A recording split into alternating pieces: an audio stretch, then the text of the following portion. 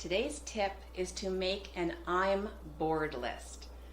What do you do with small or maybe large periods of downtime? Do you come home from a long day of work and just crash on the couch? When you're in line at the grocery store or waiting at the doctor's office, do you whip out your phone and scroll social media or play a game? After you've finally gotten the kids to bed and the house is quiet, do you find yourself standing in front of the fridge or pantry looking for something sweet to eat?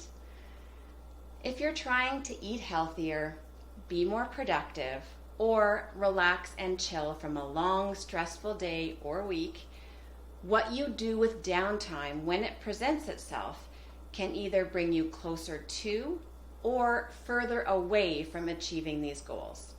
Now, don't worry, I'm not about to suggest that you fill every space in your day with even more things to do.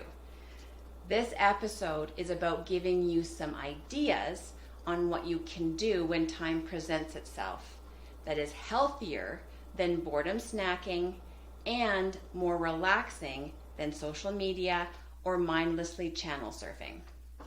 Of course, snacking, social media, and channel surfing isn't all that bad if you're doing it intentionally and not just because you don't have the energy or can't think of anything else to do. This is where the I'm bored list comes in. The I'm bored list is a list that you can make and keep on your phone or someplace prominent in your home. It is a list that you can refer to when you have pockets of time to give you some healthy, pleasurable, or productive ideas on how to use that time. This list will be different for everyone and depends on your goals, interests, and lifestyle.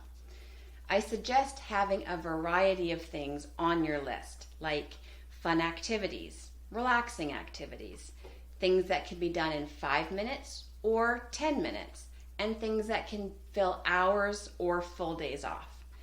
So here are some examples to get you started. Connect with a friend or family member or someone in your network. You can either send a quick text or write an email or call, depending on the length of time you have. You could try meditation. There are many free meditation apps that have guided meditations that can be filtered by time, from just a few minutes to an hour or more. They can also be filtered by mood.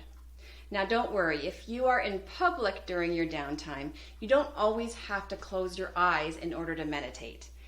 Many types of meditation are about focusing on your breath and relaxing your body, which does not necessarily require you to close your eyes and sit cross-legged on the floor. You can have some type of activity or workout on your list. A walk, 20 squats, or a 20-minute HIIT bodyweight workout could be on your list. You could watch a TED Talk or YouTube tutorial on a topic that interests you. Maybe try and bookmark a few videos of different lengths so that you can easily find one when you want. Something creative like painting, knitting, writing, or journaling could be on your list.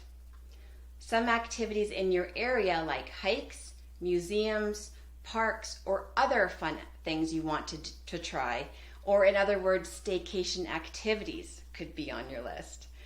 You could have personal aesthetics like doing your nails or giving yourself a pedicure on your list, or list a few new hobbies that you've been wanting to try.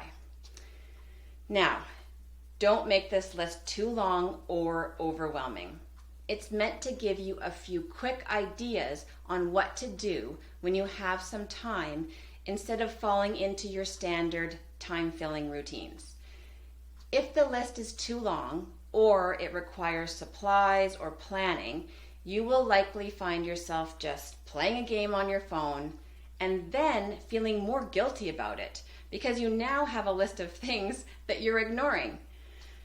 Keeping a list of healthy, relaxing, or fun things to do means that instead of spending your free time in ways that aren't making you happy, You can use those moments to improve your health, manage stress, or bring pleasure to your life.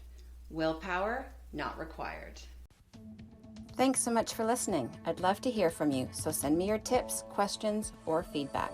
You can find me on Facebook and Instagram at Fired Up Fitness Coaching, or email me at willpowernotrequired@firedupfitness.ca.